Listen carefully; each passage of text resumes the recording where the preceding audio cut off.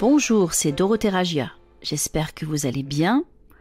Heureuse de vous partager la parole du jour qui se trouve dans Acte 20 au verset 35 et qui nous dit « Je vous ai montré de toute manière que c'est en travaillant ainsi qu'il faut soutenir les faibles et se rappeler les paroles du Seigneur qu'il a dit lui-même, il y a plus de bonheur à donner qu'à recevoir. » Alors mes amis, c'est important de se remettre dans le contexte des paroles de Paul.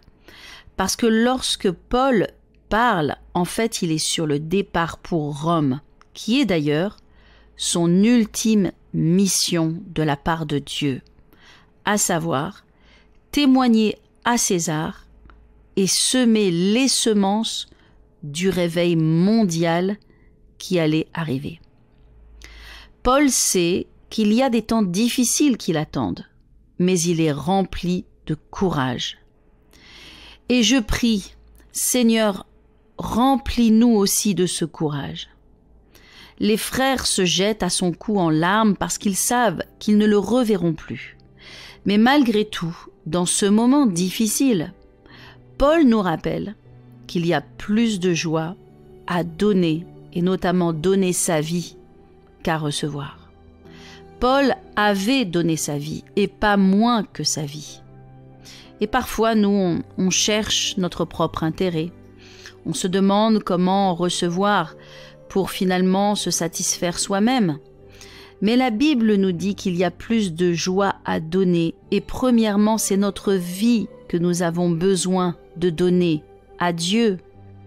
C'est pourquoi Jésus a dit dans Marc 8 au verset 35 que celui qui voudra sauver sa vie la perdra, mais celui qui la perdra à cause de la bonne nouvelle la sauvera. Alors, pourquoi est-ce qu'il y a plus de joie à donner qu'à recevoir? Eh bien parce qu'avec Dieu, on ne perd jamais. Tout ce que tu lui donnes, il te le rend multiplié. Tu lui donnes ton temps, il va le multiplier. Tu lui donnes ton argent, tes dons, tes talents, il va les multiplier. Tu lui donnes ta vie, il va te donner en échange une vie extraordinaire, au-delà de ce que tu peux imaginer. Paul a donné sa vie, c'est vrai. Mais qui aujourd'hui pourrait compter au ciel le nombre de personnes qui ont été sauvées au travers de sa vie? Qui peut imaginer le nombre de récompenses que Paul va recevoir pour l'éternité? Alors je prie que toi aussi, tu donnes ta vie afin que ta vie soit remplie de ce que Dieu veut pour toi. J'ai eu la joie de donner ma vie au Seigneur lorsque j'avais 7 ans. J'étais encore une enfant.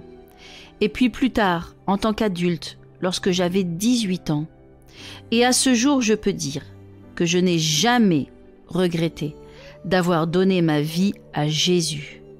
Dieu a fait tellement plus avec ma vie que ce que j'aurais jamais pu faire par moi-même en suivant mes propres voies et mes propres choix. Alors je rends grâce à Dieu pour cette parole inspirée dans la bouche de Paul qui nous rappelle qu'en toutes circonstances, il y a plus de bonheur à donner qu'à recevoir. Je prie que dans cette belle journée, tu sois béni et encouragé et rempli de ce courage extraordinaire qu'avait Paul pour que toi aussi tu donnes ta vie entièrement à Dieu. Que Dieu te bénisse et à très bientôt.